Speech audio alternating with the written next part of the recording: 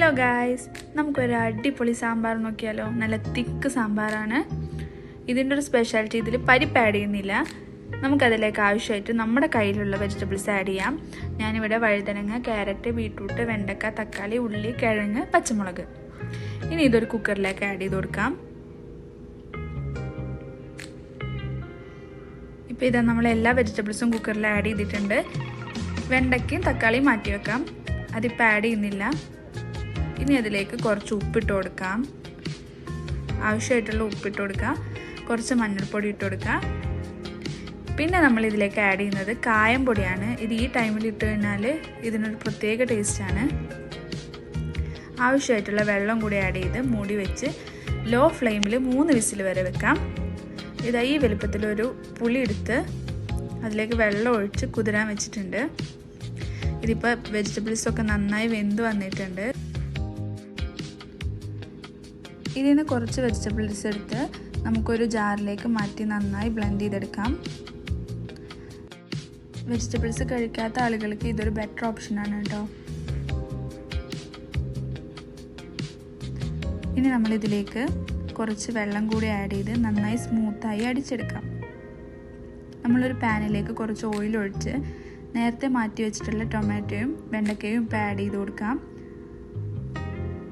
എല്ലാം ആഡ് ചെയ്തിട്ടുണ്ട്. ഇനി നന്നായി ഒന്ന് സോട്ട് ചെയ്തെടുക്കാം.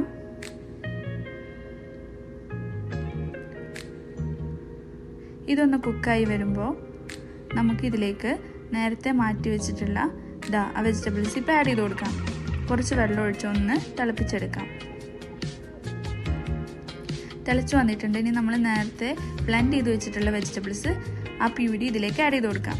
ഇനി നമുക്കിത് നന്നായി ഒന്ന് മിക്സ് ചെയ്ത് കൊടുക്കാം.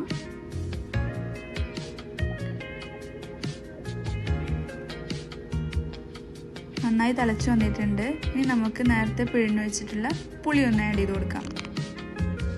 ഇനി നന്നായി മിക്സ് ചെയ്ത് കൊടുക്കാം.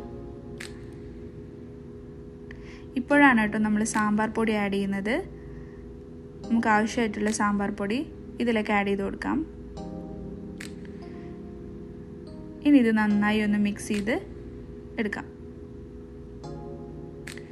നന്നായി മിക്സായി തിളച്ച് വന്നിട്ടുണ്ട്.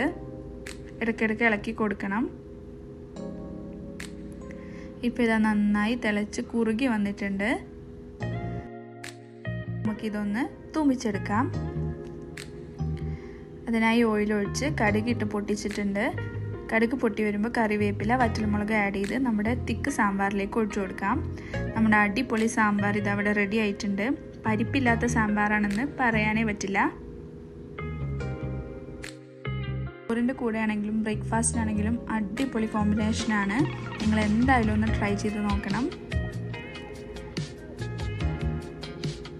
ഈ വീഡിയോ ഇഷ്ടമായാൽ നിങ്ങളൊന്ന് ട്രൈ ചെയ്ത് നോക്കി ലൈക്ക് ചെയ്യുക, ഷെയർ ചെയ്യുക, കമൻറ്റ് ചെയ്യുക. ഒന്ന് സബ്സ്ക്രൈബ് കൂടി ചെയ്യണേ. അടിപൊളി ടേസ്റ്റാണ്. ഒരുപാട് സ്റ്റെപ്സ് ഒന്നും ഇല്ലാത്ത നല്ലൊരു ഈസി സാമ്പാർ റെസിപ്പിയാണ്. പരിപ്പില്ലെങ്കിലും നമുക്കിനി സാമ്പാർ ഉണ്ടാക്കാം. നല്ല അടിപൊളി ടേസ്റ്റാണ് കേട്ടോ. പരിപ്പില്ലെങ്കിലും ടേസ്റ്റിന് ഒരു കുറവുമില്ല. നിങ്ങൾ എന്തായാലും ഒന്ന് ട്രൈ ചെയ്ത് നോക്കി കമൻറ്റ് അറിയിക്കണേ.